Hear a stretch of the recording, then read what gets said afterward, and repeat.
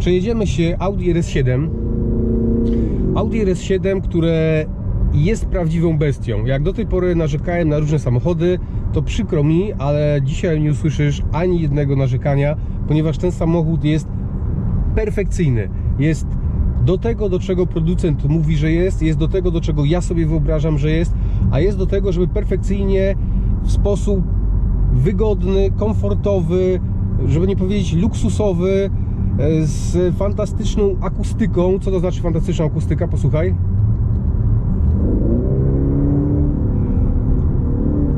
Przemieszczać się z punktu A do punktu B, przy czym jest to bardziej droga typu autostrada, droga szybkiego ruchu, a nie gdzieś tam jeżdżenie po mieście, po wioskach.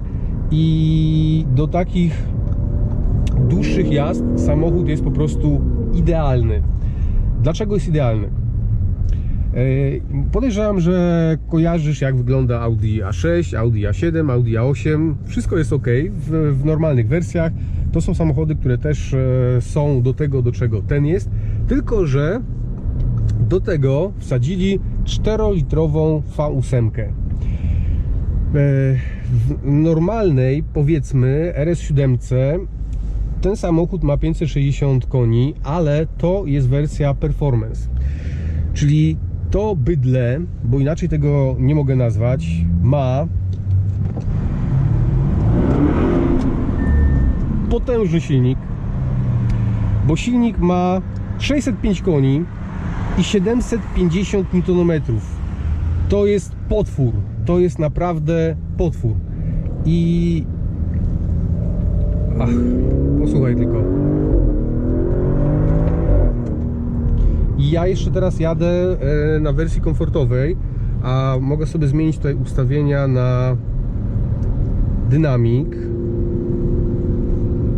Zaczną się zaraz dziać cuda, tym bardziej, że wjeżdżam na autostradę, ale samochód ma dopiero 893 km, więc nie chcę nim szaleć, bo jeszcze musi się dotrzeć, ale tak delikatnie tylko.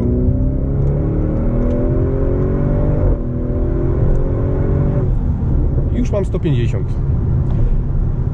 2 sekundy. Coś niesamowitego, a nie cisnąłem go na maksa. Posłuchaj.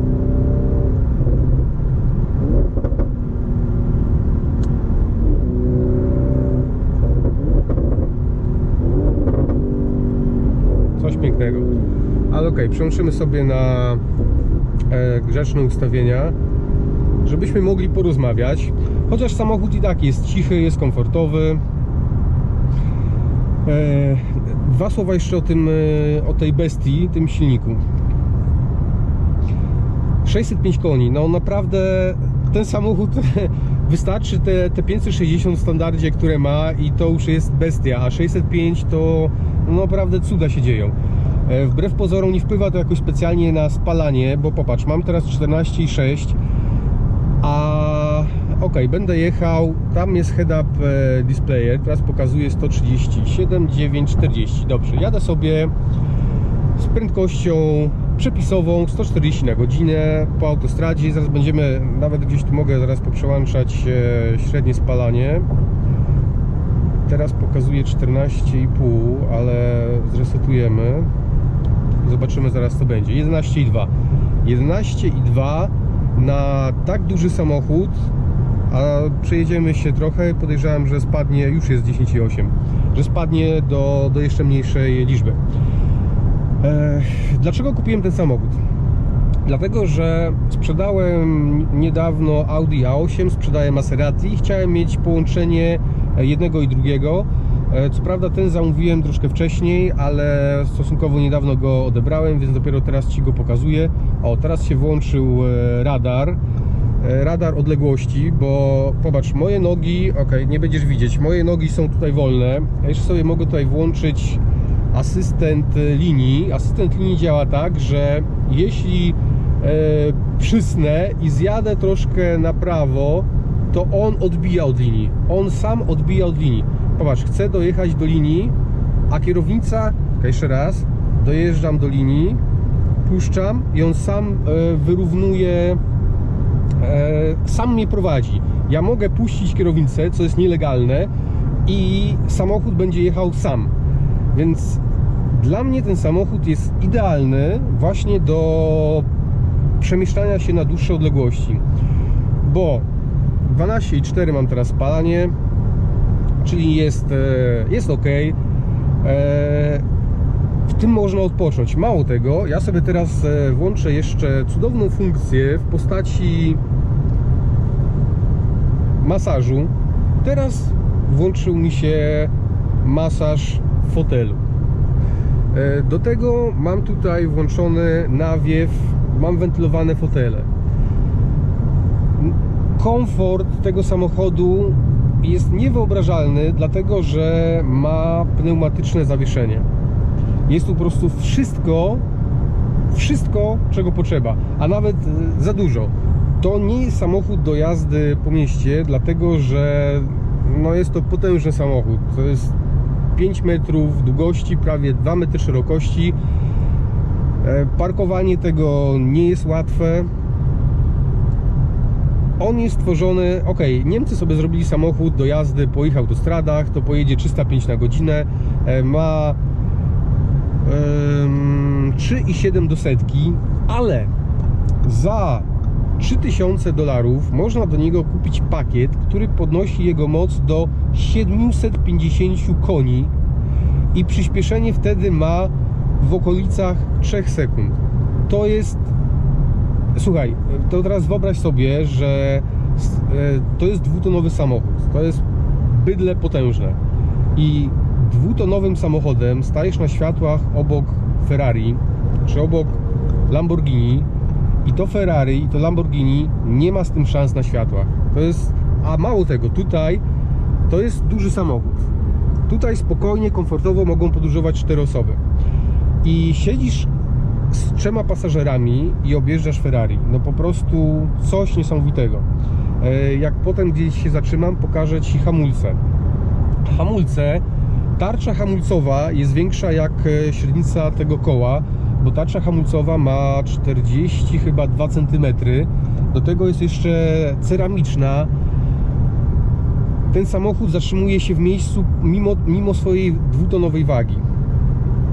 Te hamulce się nie przegrzewają. Oczywiście trzeba je w odpowiedni sposób traktować, żeby nie popękały, ale ktoś, kto... Zakładam, że Audi jak sprzedaje takie samochody, to tłumaczy, o co chodzi. Ja tego samochodu nie kupiłem jako nowego, bo tak jak Ci mówiłem kiedyś, ja zawsze robię samochodami tak, żeby albo na nim zarobić, albo przynajmniej wyjść na zero. Więc pomimo tego, że on ma teraz 907 km, ja go kupiłem już jako używany i powiem Ci, że jedyna wada, jaką mogę mieć co do niego, to dylemat, że mógłbym nim długo jeździć. Ale wada jest taka, że kupiłem samochód jeszcze bardziej idealny dla mnie, chociaż ten samochód jest idealny, ale kupiłem jeszcze bardziej idealny, który pokażę Ci za jakiś czas. W związku z tym dylemat mam taki, że muszę sprzedać albo tego, albo Nissana GT-R, bo nie potrzeba mi, bo ten samochód jest bardzo porównywalny z Nissanem GT-R, wbrew pozorom. Ja może zestawię, zrobię kiedyś nagranie i porównam dokładnie jeden samochód do drugiego i zobaczysz dlaczego. Więc jedyna jego wada jest taka, że jest 50% szans, że go sprzedam. Więc jeśli zobaczysz gdzieś ogłoszenie na internecie, że jest taki wystawiony, no to jak się sprzeda, to zobaczymy. Wystawię i Nissana i tego i zobaczymy, który się sprzeda wcześniej. Będę jeździł tym, który zostanie. Popatrz, 11,3. Tylko teraz jadę 127 na godzinę za jakąś Toyotką, więc podejrzewam, że jak będę jechał z prędkością autostradową 140, to spalanie będzie w granicach 12 litrów. Może porównam go jeszcze, zanim o cenach powiem, ile to wszystko kosztuje, to porównam go do Audi A8 i do Maserati, bo tamte dwa sprzedałem, kupiłem ten. W czym jest gorszy, w czym jest lepszy? Jeśli chodzi o komfort, obawiam się, że Audi A8 jest lepsze, bo Audi A8 jest cichsze. Audi A8 ma 3-litrowy silnik, przynajmniej to, które miałem, miało 3-litrowy silnik, więc był cichszy i nie tyle ze względu na silnik, bo jak tutaj się jedzie, popatrz, ja mam teraz 2100 obrotów. Czyli no praktycznie nie ma obrotów, bo no nie ma na czym, no silnik jest tak mocny. Słychać bardziej szum powietrza.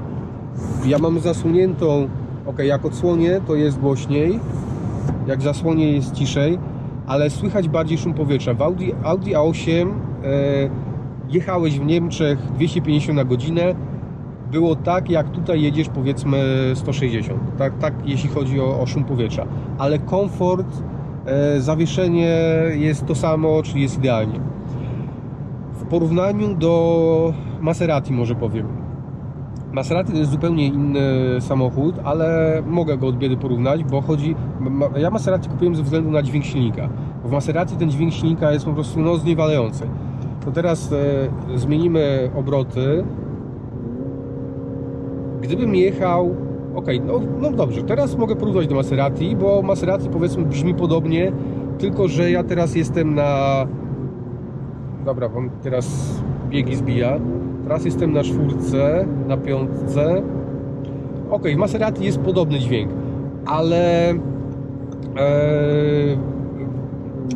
kurczę, no trudno mi porównać tak do końca. Musiałbym zestawić dokładnie Maserati. Wydaje mi się, że w Maserati był jednak lepszy dźwięk, ale to, co tutaj się dzieje, jeszcze raz włączę tą opcję Dynamic, zredukujemy sobie biegi.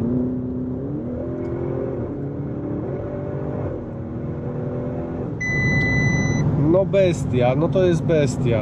To jest coś niesamowitego, co robi ten samochód. Przejdziemy do cen. Ten samochód, w ogóle to jest ciekawostka, bo to jest samochód z 2018 roku. W 2018 roku w Polsce sprzedano słownie jedną sztukę te RS7, bo no nie jest to samochód tani i też ma trochę konkurencji, bo w tej cenie można kupić Audi R8. Ten samochód nowy w salonie z tym wyposażeniem, które ten ma, kosztuje 800 000 złotych. Naprawdę szok. Powiem Ci, że nie kupiłbym nowego. Nie dałbym 800 000, no nie dałbym. Wolałbym dołożyć 200 i kupić sobie na przykład Huracana albo Ferrarkę, a nie Audi. Ale plusem tego samochodu jest to, że nie rzuca się tak w oczy jak R8. Czyli jak ja nim jadę, ja widzę, to jeszcze takie porównanie. Jak się jedzie Maserati, to ludzie się uśmiechają do Maserati i sobie myślą, o jaki fajny samochód. A jak ludzie widzą Audi RS7, to jest takie na zasadzie chcieliby mieć taki samochód, ale nie podoba im się to, że ktoś ma ten samochód i kończy się to generalnie polską zawiścią, że koleś ma taki samochód. Pewnie ukradł i tak dalej. Masaż mi się wyłączył, to tak nie może być. O, masaż musi być. Cena standardowa tego samochodu to jest chyba około 600 000 złotych, ale dołożysz tarcze ceramiczne 50 000. Dołożysz pakiet, który tutaj jest, jak to się nazywa, węgiel, karbon. Pakiet karbonowy 25 000. Te głośniki, które tutaj są, 5000. Ja tutaj mam pakiet sportowy, wydechowy z wydechem Akropowicza. To kosztuje w Audi 46 000. Pododaje się te wszystkie asystenty linii, kamery, to jest tu cała masa elektroniki, te asystenty wstecznego otwierania, te pakiety chrono, te cuda wszystkie i wychodzi 800 000. Naprawdę szok. Z zewnątrz wygląda jak zwykła A7. Ci co wiedzą, to zobaczą tylko 21-calowe koła, które są olbrzymie. Ci, którzy się znają, zobaczą jeszcze lusterka, które są karbonowe. Ale jak już się zobaczy z przodu, na kamerce to tego tak nie widać, ale wierz mi, z bliska to robi piorunujące wrażenie, bo ten grill jest przepotężny. Tutaj też są elementy karbonowe. Jak już ktoś zobaczy ten znaczek, to wszystko wie. Dla wielu osób ten kolor jest przepiękny, ale jak zawsze są gusta i guściki. Podejrzewam, że w przyszłym roku będzie nowa RS7, która będzie mieć inny tył. No, tak jak powiedziałem, no gusta i gusiki. Jednym się podoba ten tył, innym się nie podoba. To, co jest tutaj fantastyczne, to jest wydech. Ten znaczek znawcą mówi wszystko. Wydech Akropowicza. Zresztą też cały dyfuzor. To wszystko pod spodem jest wykonane z karbonu. Tak naprawdę w wadze myślę, że to niewiele robi, ale podbija ego pewnie dla wielu osób. Bagażnik nie jest duży, bagażnik jest potężny. Popatrz, jak tutaj mam, tutaj 3 osoby by weszły. Jak tutaj są od tablic rejestracyjnych plastiki, to 2 się zmieściły, a one mają chyba 40 parę centymetrów. Ten bagażnik jest przepotężny. Teraz to ma grubo ponad 2 metry. Tutaj podejrzewam, żebyś przewiózł nawet lodówkę, gdybyś chciał. Jest po prostu przepotężne. Z perspektywy kierowcy wszystko bardzo przyjemne. Kierownica, która naprawdę idealnie leży w dłoni. Wszystko intuicyjne, pod ręką. Radary, rozmaite przełączniki. I tutaj te 320, które no on tak naprawdę pojedzie 305, ale tak powiedziałem, niewiele potrzeba, żeby go podkręcić, żeby pojechał i nawet 330 może pojechać.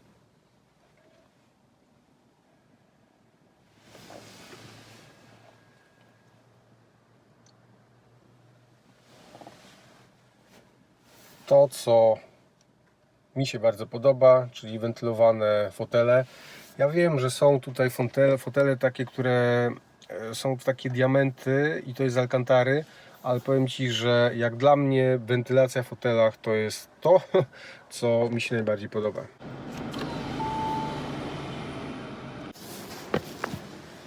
W środku miejsca jest oho, popatrz. Ja mam 1,80 m, a tutaj jest, no, miejsca jest masa.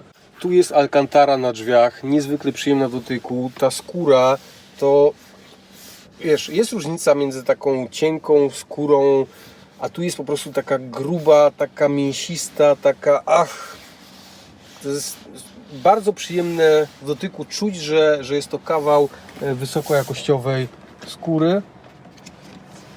Tu jeszcze mamy takie bajery. Z tej perspektywy popatrzmy, jak wygląda miejsce dla kierowcy. Cała masa rozmaitych przycisków, ale ktokolwiek jeździł Audi, to się tu odnajdzie, bo wszystko jest bardzo intuicyjne, bardzo precyzyjne, w wysokiej jakości. Naprawdę czuć tutaj tą solidną niemiecką robotę. Silnik to jest cudeńko w tym samochodzie. V8, 4 litry. Tak jak powiedziałem, niewielkim kosztem można zrobić z tego 750 koni. Są i samochody, które przerabiają i na 1000, i na 1100 koni, ale jak dla mnie to jest trochę duże ryzyko, bo no wtedy różne rzeczy się mogą zacząć sypać w tym samochodzie. 750 jest ok, ale i tak te 605, które on ma, wierz mi, urywa